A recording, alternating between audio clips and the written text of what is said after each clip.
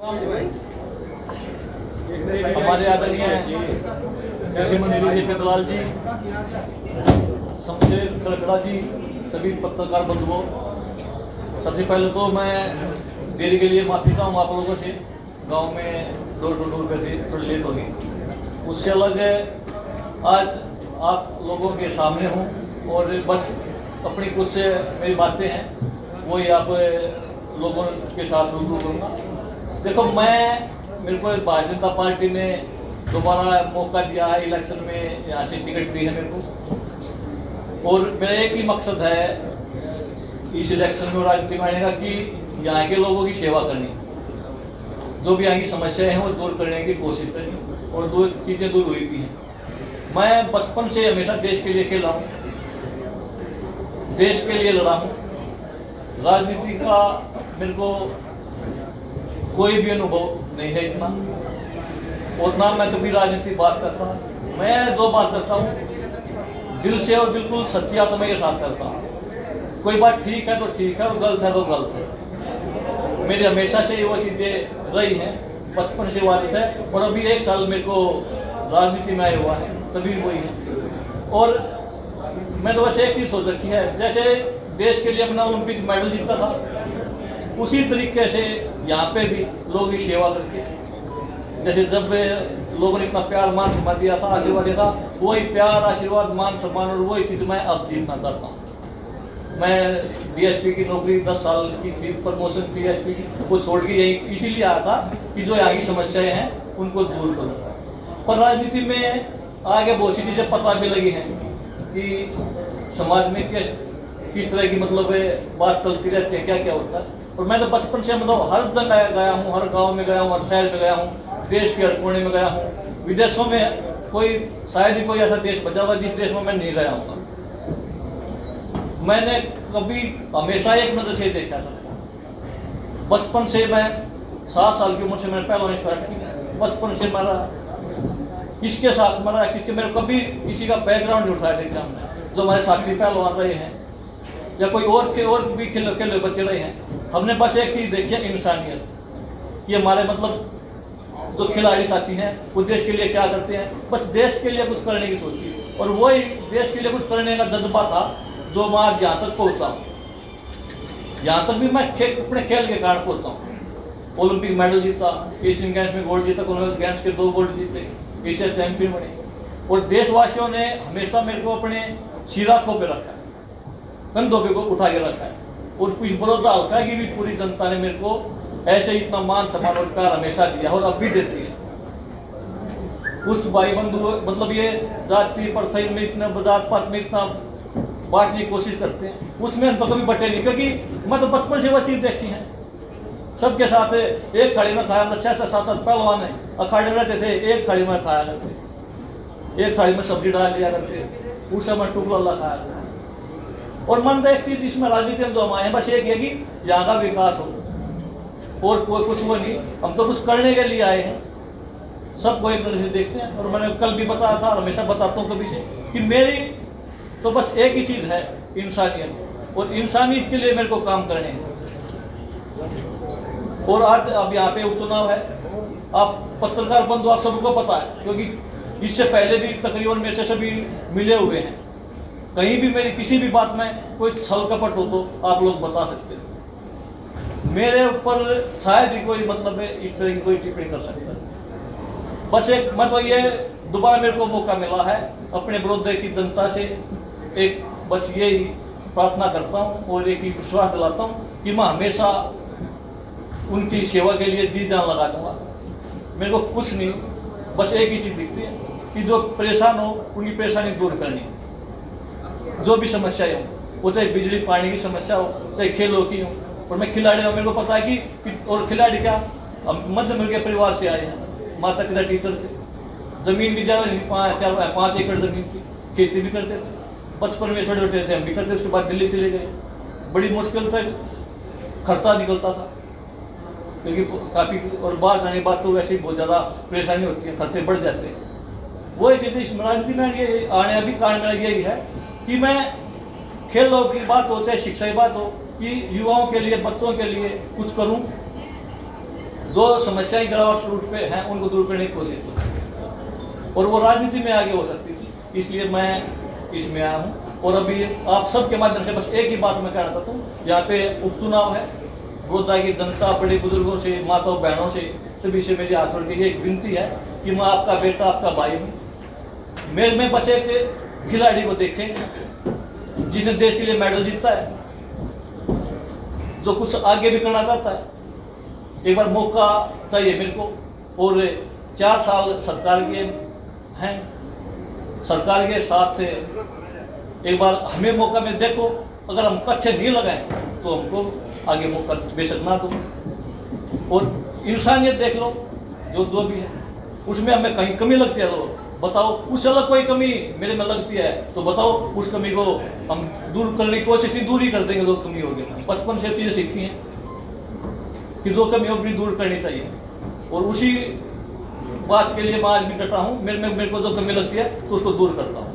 योगेश्वर, आप बार-बार भैया एक मिनट, उनकी प्रेस कॉन्फ्रेंस पूरी हो लेने दो ना, तुमको बोल लेने दो, उसके बाद प्लीज आप बोलो ना। अच्छा अच्छा थोड़ी लगता है, वो आपको बुलाएंगे, कहेंगे आप बोलो तो बोलना। ठीक है, ये तो आप तो पूछ हाँ, मैं आपको माइक दे रहा हूँ, जिस किसी का भी सवाल होगा। आप बार-बार इंसानियत की बात कर रहे हैं योगेश्वर, तो आप ये चीज़ राजनीति में क्यों, आप एनजीओ में जा सकते थे, एनजीओ के थ्रू भी कर सकते थे, तो राजनीति ही क्यों? देखिए, एनजीओ के थ्रू अलग चीज़ें होती हैं, राजनीति में अलग चीज़ें होती हैं।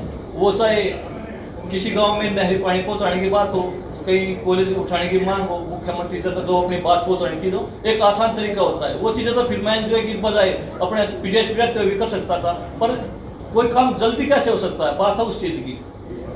तो आपको लगता है कि पावर के जरिए ज़्यादा, वो तो आपको ही पता है, पावर से काम होते हैं, बिना पावर कुछ काम होता ही नहीं। तो पिछली बार क्या रहा था, आपको वो कमियां आपकी बार? पिछली बार कुल 15 दिन का टाइम हमें मिला था, हम लोगों तक नहीं पहुंच पाते, अपनी बात नहीं पहुंचा पाई। मेरे को तो तकरीबन जानते, पर मैं किसी को नहीं जानता था। आज हर गांव में युवाओं के साथ जुड़ा हूँ मैं, हर गांव में परिवार के एक पारिवारिक संबंध बनाए हैं हमने।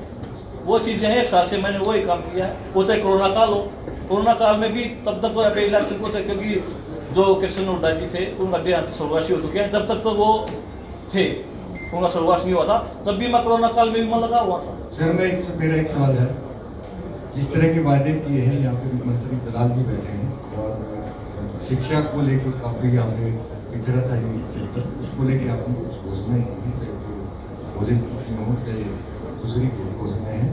आज आपने प्रत्याशी उतारा है यहाँ पे, और इतना ये जो आपके वायदे हैं वो धरातल पे पूरे हो पाएंगे? आपसे मेरा एक सवाल है कि जो आपने वायदे किए हैं बड़ौदा को, ये धरातल पे पूरे हो पाएंगे?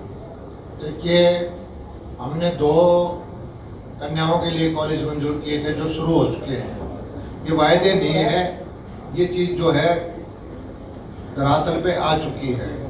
कल की कैबिनेट, हमने वायदा किया था कि जनता उठाना कॉलेज को यूनिवर्सिटी बनाएंगे। पहली हमारी कैबिनेट मीटिंग थी, कैबिनेट में ये एजेंडा था।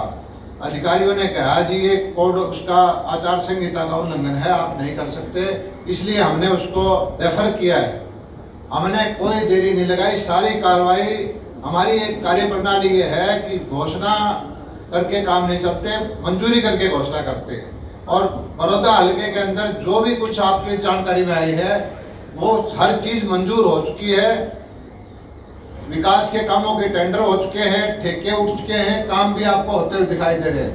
एक आईएमटी का काम है, वो सैद्धांतिक रूप में हमने मंजूरी कर ली, और एक जो आपके यहाँ कारखाना लगना है इसका धान का बुढ़लाना में, ये, और एक यूनिवर्सिटी का काम, 3 काम की इसकी वजह से रुकी हुई है कि एकदम से तारीख आ गई। बाकी काम सारे मंजूर हो चुके हैं, और इसकी भी हम आपसे गारंटी देते हैं कि कल भी हम सोच रहे थे कि कर दे, लेकिन सारे अधिकारियों का ये मुद्दा आया, कैबिनेट ने कोशिश की थी कि भी चलो जब तक चुनाव नहीं हो जाता अगली कैबिनेट में इसको ले आए। एक सवाल है सर, उसी दिन भी घोषणा हुई तारीख की, आचार संहिता लगी, 3 बजे आपकी पार्टी, मुख्यमंत्री जी ने बहुत सारी घोषणाएं बड़ौदा को लेकर करने की बात कही थी, लेकिन वो 1.5 घंटा, वो चीजें सारी मंजूर, वो घोषणा नहीं थी, वो शिलान्यास थे। वो सारी चीजें मंजूर करके टेंडर लगवा के शिलान्यास के पत्थर लगवा के हम लेके आए थे। और क्योंकि अचानक इलेक्शन की घोषणा हो गई तो हमने आचार संहिता का पालन किया और कहा भी काम तो हो गए, वो सिर्फ पत्थर पे पर्दा नहीं हटाया, वो लोगों ने अपने आप हटा लिया। सारे के सारे जो पत्थर लगे थे वो सारे काम मंजूर है, काम शुरू हो गए, काम नहीं रुके हैं। सिर्फ ये है कि उसको जो आचार संहिता का उल्लंघन ना हो इसलिए उसका पर्दा हटाने के लिए स्थगित किया था। राज साहब, बड़ौदा जिस नाम से कॉन्स्टिट्यूंसी है, हमने काफ़ी 2-3 चक्कर लगाए, लोगों से पूछा, वो कहते जी बिजली बहुत कट रही है और सड़क का तो बुरा हाल है और पीने का साफ पानी नहीं है। अगर आप ये कहते भूपेंद्र सिंह हुड्डा सरकार ने काम नहीं किए थे, 5 साल तो उनकी सरकार रही, लेकिन 6 साल तो आपको भी हो गए, तब आपने भी नहीं किए। भूपेंद्र सिंह हुड्डा और कांग्रेस 54 साल की माफी मांगे, कमी हो गई, 6 साल की कमी हम मान लेंगे। पहले ये बताया कि वो जो 50-60 साल तक कांग्रेस ने उसके लिए हाथ जोड़े कि हमने इसकी क्षेत्र की उपेक्षा की है, हमारे से 10 गुना उन्होंने ज्यादा की है, तो फिर हमारे कसूरवार बना देना, लेकिन वो उन्होंने कुछ नहीं किया। और हम जब करने की कोशिश करते हैं तब वो कहते हैं कि तो वोट के लिए कर रहे हैं, ये इस चीज के लिए कर रहे हैं, ब्लेम गेम। एक चीज है, आज फिर वही नारा देने की बात करते कि इलाके की चौधर की बात, अरे कहाँ की चौधर है? वोट यहाँ का लेके और जातिवाद पे, इलाकावाद पे, गोत्रवाद पे, गांव की हिसाब से इस तरह की राजनीति करने का वक्त चला गया। आज 21वीं सदी है, पढ़े लिखे नौजवान है, सबको पता है, सबको अपना इलाका अच्छा लगता है। क्यों? अगर यहाँ एक्सप्रेसवे निकल चुका होता तो क्या गुड़गांव, सोनीपत, बहादुरगढ़ से अच्छा घोड़ा नहीं हो सकता था? सिर्फ एक सड़क निकालने की बात थी जो मोदी जी ने मंजूर की है, और आप देख लेना अगले 4-5 साल में गोहाना कहाँ खड़ा होगा। दलाल साहब, एक तो सबसे ज्यादा भाई आज का कैंडिडेट का मौका है, सबसे ज्यादा बधाई की बात करें, आप बधाई की बात करें, आपने कितना काम किया है। चलो पूछ लो भाई। दलाल साहब, बधाई के पात्र, आपने 300 करोड़ के काम करवाए हैं और आशा करता आप काम करवाएंगे, लेकिन एक शिकायत आप लोगों से, जी, जितने नेता बाहर से आते हैं बड़ौदा को बड़ौदा बोलते हैं, 80% नेता को बड़ौदा नहीं कहना आता। भाई बड़ौदा है, बड़ौदा जरूर, लेकिन अढ़ाई की अंग्रेजी आर हो जाती है। अंग्रेजी में हिंदी बोला, हरियाणा में रहते हैं तो बड़ौदा जरूर बोले। भाई हिंदी में तो बड़ौदा है, अंग्रेजी में बड़ौदा है। नहीं भाई, हिंदी में बड़ौदा बोले, काम अच्छे में है, इसका आपको बधाई है, काम जरूरत आपको कराइए। देखो, आप तो एक चीज तो मानोगे कि इलाके के अंदर हमने थोड़े से टाइम में शुद्ध बुद्ध ली, सारे एस्टिमेट बनवाए, पैसा दिया, टेंडर करवाए, और हर जगह जो हमने कहा था, आप लोगों की इच्छा थी, काम थे, सब जगह थोड़े काम शुरू हो गए। और इसको लोग कहते हैं कि इलेक्शन से, वोट से जोड़ के देखते हैं, ये सही है। जितनी राजनीतिक पार्टियां हैं उनको ताकत जनता के मैंडेट से मिलती है और जनता का आशीर्वाद हर कोई लेना चाहता है, लेकिन हम जो है अपना काम दिखा के आशीर्वाद लेना चाहते हैं। हमारे पक्षी जो है इलाकावाद, गोत्रवाद, जातिवाद, भावनाएं भड़का के बांट के राजनीति करना चाहते हैं, हम सबको एक करके राजनीति करना चाहते हैं। और मैं एक चीज बसों को बताना चाहता हूँ, भाई योगेश्वर तिरंगे की शान है, तिरंगे के लिए लड़ाई लड़ी है, किसी एक वर्ग के लिए, एक प्रदेश के लिए नहीं। जहां हिंदुस्तान का तिरंगा का मान सम्मान इन्होंने दिलवाया है, और इतनी अगर सुख सुविधा लेनी होती तो आज एसपी होते। इनके अंदर एक भावना है कि मैं जिस भावना से मेडल लेने के लिए, देश के लिए लड़ा, इसलिए इनके अंदर एक भावना है कि मैं इसी तरह से, मेरा इलाका थोड़ा सा उपेक्षित है, पिछड़ा है, इसको आगे बढ़ाऊं। और मैं इसको साधुवाद देता हूं, और 100% निश्चित रूप से ये अपने जीवन में जिस तरह से मेडल लाने में सफल हुए, ओलंपिक हो या कॉमनवेल्थ गेम हो या दूसरे एशियन गेम हो, इसी तरह से इनकी जो भावना है कि बड़ौदा को एक नंबर का हल्का बनाने में, बड़ौदा को गुड़गांव के मुकाबला का, गोहाना को गुड़गांव के मुकाबला का शहर बनाने में कामयाब होंगे। मैं इनको एडवांस में बधाई देता हूँ, जीत की बधाई देता हूँ, विकास की बधाई देता हूँ। दलाल साहब, एक सवाल है मेरा पॉलिटिकल। जब कांग्रेस सत्तासीन थी तो बीजेपी विपक्ष में थी और ये कहते थे कि सारा पैसा सोनीपत रोहतक में लगा दिया, और जब आप सत्ता में आ रहे हैं तो कि इन्होंने ये सुनी बात कि कलोई में भी कुछ नहीं हुआ। मैंने इन कैंडिडेटों से सुनी, बीजेपी के कैंडिडेट थे। कलोई का तो मुझे पता नहीं, बड़ौदा की भी बात, बड़ौदा का तो मैं गाँव में कम से कम आधे से ज्यादा गाँव में गया हूँ। बड़ौदा वासी खुद ही बता देते हैं यहाँ कुछ नहीं हुआ।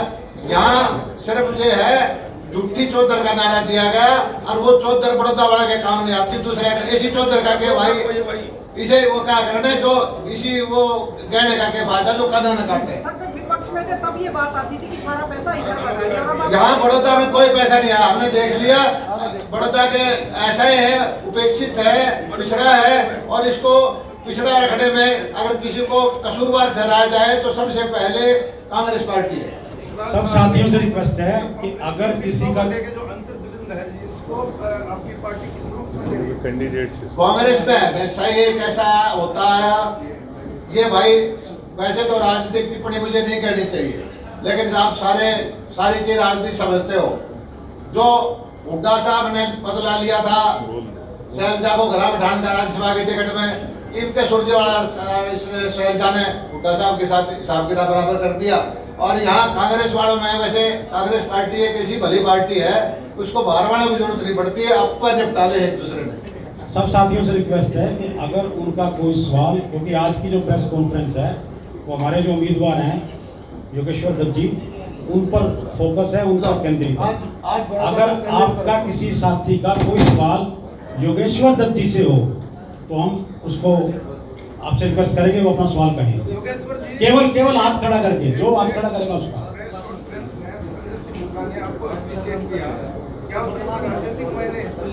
नहीं देखे मेरे को, मैंने बताया कि इतना पता नहीं, अगर कोई नेता कुछ बोलता है तो क्या सोच के बोलता है, मैं वो इतनी नहीं सोचता, पर जो बातें मेरे को पता लगती है उसका जवाब मैं दे देता हूँ। एक सवाल है कि जिस प्रकार से नामांकन से एक दिन पहले सरकार ने चुना चेयरमैन घोषित की, इससे पहले आप डीएसपी के पद से तैयार कर चुके हैं, क्या नामांकन से पहले भी आपने चेयरमैन ने या कुछ इस तरह का ऑफर मिला और उसको घुमा के तय किया? नहीं, ऐसा कुछ हो नहीं था, ना कोई ऐसा ऑफर था। भाई साहब, एक तो बात आपने देखी, तीरथ राणा ने पीछे बताया था मैं जय श्री राम के नाम से टिकट काट के लाया, बड़ौदे में एक पूरी काट फाड़ चाल ली थी, यो टिकट में कौन सा दाव लगाया अपने लाने का, इसका उदाहरण बताइए। देखिए भाई, मेरा मानना है कि मेहनत ही सबसे बड़ी चीज है, और हर चीज की काट मेहनत है। पिछली बार मेरे को विश्वास था, पार्टी ने टिकट दी थी, मैंने कुश्ती में मेहनत की थी, उसकी मेरे को टिकट मिली। इस बार 1 साल तो मैंने मेहनत करी है हल्के में, मैं तो, और आप सब ने पता ही है कि चाहे कोरोना टाइम हो तो मैं हर गांव में गया हूं, जो भी मेरे से हो मैंने वो चीज़ें की हैं, और उसी को देखते हुए इस बार टिकट मेरे को पार्टी ने दी है। योगेश्वर जी, आप कह रहे थे कि अगर मैं डीएसपी लगा था तो अपनी काबिलियत से लगा था, लेकिन कहीं ना कहीं भूपेंद्र सिंह हुड्डा कहते हैं कि काबिलियत तो बहुत लोगों में थी, और अब अगर काबिलियत है तो अब क्यों नहीं आप प्रूव कर पाए? देखिए अभी भी डीएसपी लगे, और साथ मैं बताऊं कि आप अगर उठाओगे तो सबसे ज़्यादा नौकरियां स्पोर्ट्स कोटे में अब अभी लगी हैं, और जिसमें काबिलियत थी वो लगे हैं, और अभी भी लगे हैं। कोई तो वर्ल्ड चैंपियन को पहलवान हो या तो कोई भी खड़े हो, ओलंपिक मेडलिस्ट हो, आप देखेंगे वो अच्छी नौकरी पर चाहे वो कहीं भी हो, बात हरियाणा की नहीं है। अब हटाए भी हैं सरकार के, अभी फैसला आया था विरोध कर रहे थे। देखो मैंने बताया कि भाई मैं खिलाड़ी हूँ, ये 2 चीज़ें हैं, ये मेरे को इनका इतना ज्ञान नहीं है, ये हटाए हैं क्यों हटाए हैं मेरे को तब ये, हाँ मैं एक बात कर सकता हूँ, खिलाड़ी के लिए हमेशा साथ खड़ा रहूँगा, उनकी आवाज़ बन के, चाहे मैं कहीं भी हूँ, क्योंकि मैं खिलाड़ी, मेरे को पता है खिलाड़ी कितनी मुश्किल से बनता है। उन बस एक मैं वादा कर सकता हूँ कि मैं हर कमजोर के साथ, हर खिलाड़ी के साथ, कोई भी परेशान होगा तो मैं उनके साथ हमेशा खड़ा रहूँगा। किसी और का कोई सवाल योगेश्वर दत्त जी से?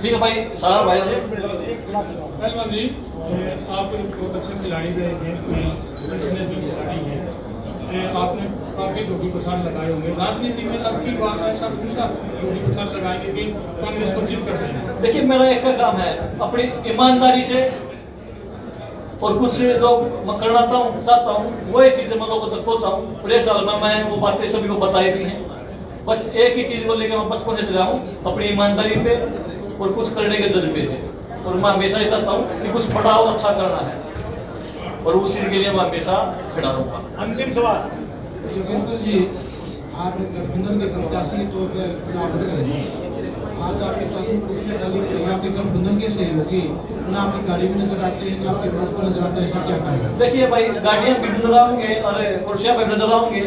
आज ये और जरूरी नहीं कि भाई जो कुर्सियां बैठे हुए साथ हों, वह मैं जो मेरे बड़े भाई हैं भूपेंद्र मलिक हैं, उनसे मतलब मिला था, वो मेरे साथ गठबंधन सरकार आपके साथ दिखाई नहीं दे रही, ना तो कोई भी कैंडिडेट आपके साथ क्या नाराज चल रहे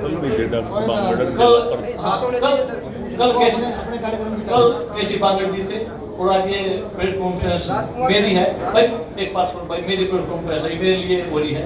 अगर आप बोलते कि सब बुलाने हैं तो सब ना बुला लेते, पहले बता देते यार।